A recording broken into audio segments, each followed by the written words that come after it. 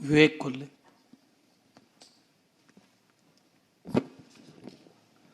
अध्यक्ष महोदय, या ठिकाणी जो काय प्रस्ताव आदरणीय प्रवीणजी दरेकर साहेब यांनी 260 अन्वय या ठिकाणी आणलेला आहे, त्या अनुषंगाने मी सभागृहात बोलण्यासाठी उभं राहिलेलो आहे.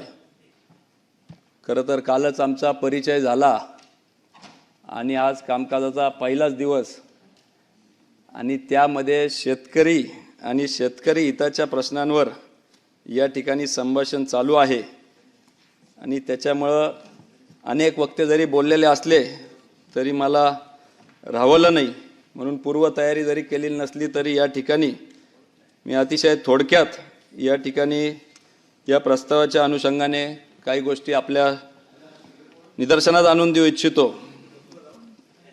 खरं तर ज्यांच्यामुळं ही संधी मिळाली असे आमचे नेते देवेंद्रजी आणि सर्व पक्षश्रेष्ठींचे मी आभार मानतो.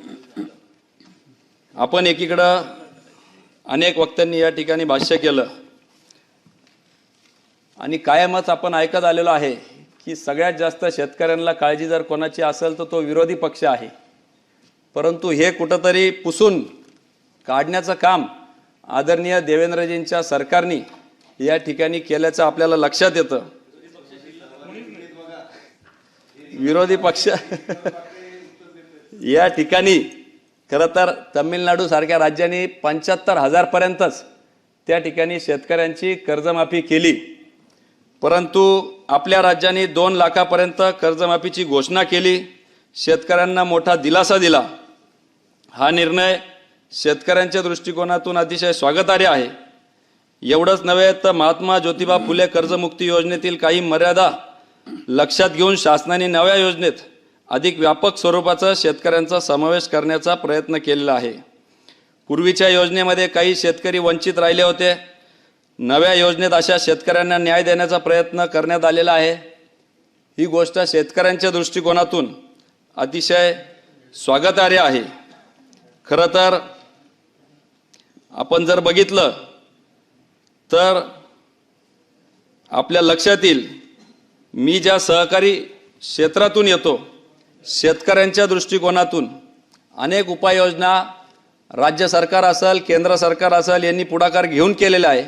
मगाशी सदाभाऊंनी सांगितल्याप्रमाणे वर्षानुवर्ष आमचे प्रलंबित असलेले वीज बिल जवळपास 45,000 कोटीहून अधिकचे वीज बिल अध्यक्ष महोदय त्या ठिकाणी माफ करण्याचं धोरण आपल्या या सरकारने घेतलंय. नुसतं तेच नव्हे तर PM किसानच्या माध्यमातून देशात जवळपास 4.5 लाख कोटीहून अधिक त्या ठिकाणी शेतकऱ्यांना मदत कार्य त्या योजनेच्या माध्यमातून झालंय. आपल्या राज्यात 90 लाख शेतकऱ्यांना याचा लाभ त्या ठिकाणी मिळालेला आहे.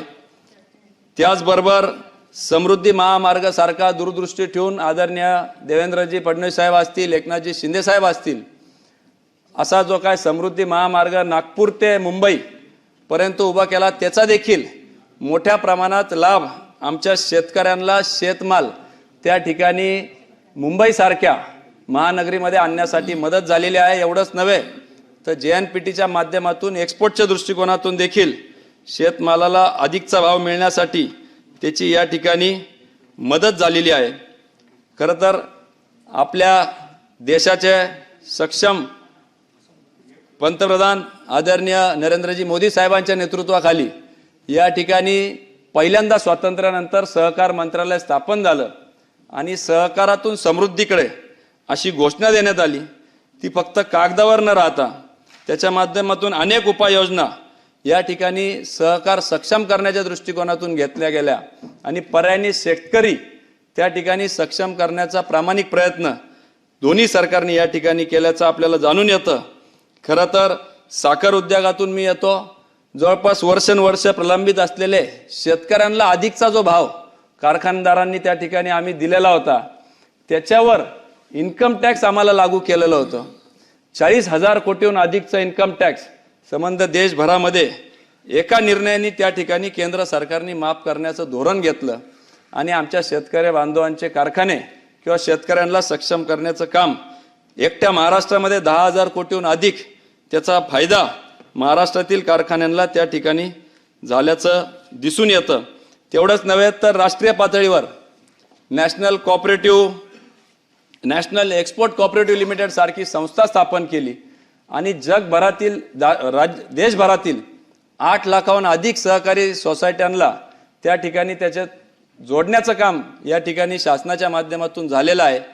मागच्या वर्षी दुसरं वर्ष होतं आणि 4,000 कोटीहून अधिकचा शेतमाल शेतकऱ्यांचं उत्पन्न हे परदेशात एक्सपोर्ट करण्याचं काम त्या संस्थेच्या माध्यमातून झालेलं आहे आणि सभासदांना देखील 20% डिव्हिडंड त्या माध्यमातून मिळालेलं आहे.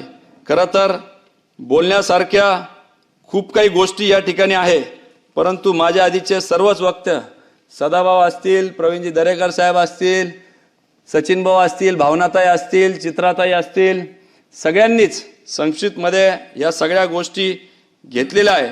परंतु आपण किती प्रयत्न केले तरी ह्या गोष्टी हे आपले प्रयत्न अजून आपल्याला वाढवण्याच्या दृष्टिकोनातून खरं तर काळाची गरज आहे असं माझं वैयक्तिक त्या ठिकाणी मत आहे. आपण जर बघितलं तर 1970च्या दशकामध्ये त्या ठिकाणी लँड सीलिंग ॲक्ट आला आणि म्हणून ज्यांच्याकडं बागायत जमीन होती ती 18 एकर ठेवण्यात आली, निमबागायत होती साधारण 34 एकरपर्यंत राहिली आणि जिरायत जमीन 54 एकर राहिली. आज 50 वर्ष त्या गोष्टीला उलटून गेलेल्या आहे. साधारण 20-25 वर्षाला एक पिढी बदलती. या गेल्या 50 वर्षामध्ये 2 पिढ्या बदलल्या. 18 एकरवाला 9-9 एकर 2 मुलं जरी म्हटलं तरी त्या ठिकाणी झाले आणि पुढं 4.5 एकर. आज जर आपली राज्याची परिस्थिती पाहिली तर 70-80% जास्त शेतकरी हे आपले अल्पभूधारक शेतकरी त्या ठिकाणी आपल्याला दिसून येतात.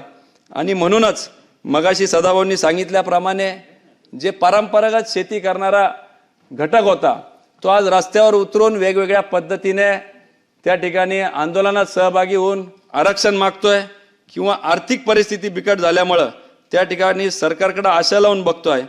आणि म्हणून अनेक उपाययोजना आपण त्या ठिकाणी करत असलो तरी यामध्ये अधिक प्रयत्न करणं खरं तर अपेक्षित आहे.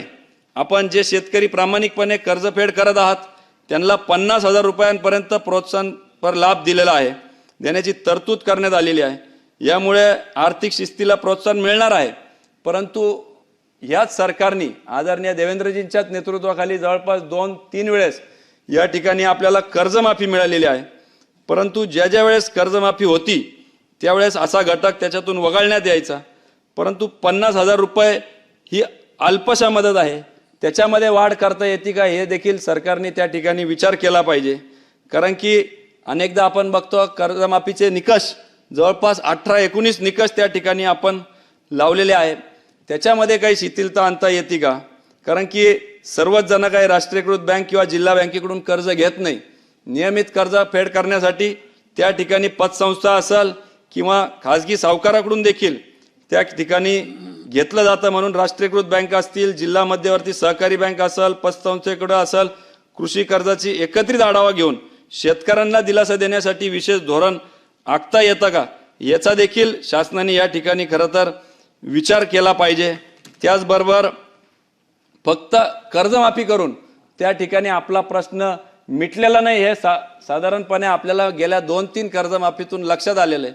म्हणून आपल्याला नुसतं कर्जमाफी करून चालणार नाही, परंतु त्या ठिकाणी शेतमालावर प्रक्रिया असेल, त्या ठिकाणी सुविधा असेल, विमा असेल, हमीभाव असेल, साठवणूक सुविधा असेल किंवा बाजारपेठ उपलब्ध करून देण्याच्या दृष्टिकोनातून 1 डिस्ट्रिक्ट 1 प्रोडक्ट केंद्राची त्या ठिकाणी योजना आहे. त्या अनुषंगाने राज्याच्या धर्तीवर ज्या जिल्ह्यांमध्ये जे उत्पादन होतं, जठार साहेबांनी त्यांच्या इथला कोकणातला विषय घेतला, आंबे उत्पादन होता. मी ज्या भागातून येतो त्या ठिकाणी कांदे, ऊस, इतर पिकं त्या ठिकाणी उत्पादन होतात, द्राक्ष आहे काही भागात. त्याच्यामुळे त्या अनुषंगाने प्रक्रिया किंवा प्रोसेसिंग युनिट आपल्याला त्या ठिकाणी उभे करता येऊ शकता का, जेणेकरून आपल्याला शेतमालाचा अधिकचा भाव त्या ठिकाणी शेतकऱ्यांना देता येऊ शकतो.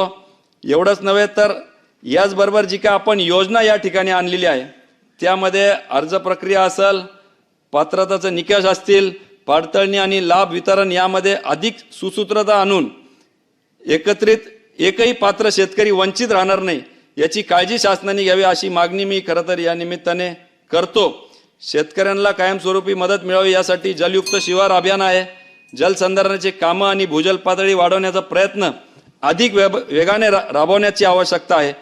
याशिवाय खरं तर अतिशय महत्त्वाचा पश्चिमेचं पाणी पूर्वेकडे वळवण्याच्या दृष्टिकोनातून जो नगर, नाशिक सहित मराठवाड्याच्या दृष्टिकोनातून महत्त्वाचा समजला जाणारा प्रकल्प आहे तो आदरणीय देवाभाऊंच्या नेतृत्वाखाली हाती घेतलेला आहे. परंतु त्याला अधिकची गती देऊन आमचे नगर असेल, अहिल्यानगर, नाशिक असेल आणि मराठवाडा असेल 40% सिंचन त्याच्यावर आहे. नारपारची त्या ठिकाणी घोषणा झालेली आहे. वैनगंगाची त्या ठिकाणी 1 लाखाहून अधिक कोटी रुपये त्या ठिकाणी शासनाने गुंतवणूक केलेली आहे.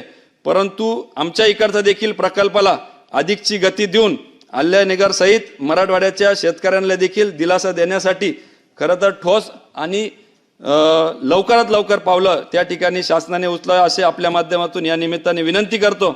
आत्महत्याग्रस्त जिल्ह्यातील शेतकऱ्यांना उत्पन्न वाढवण्यासाठी कापूस उत्पादकता मिशन आहे, कृषी समृद्धी योजना आणि नमो शेतकरी सन्मान योजनेसारखे उपक्रम महत्त्वपूर्ण ठरणार आहे.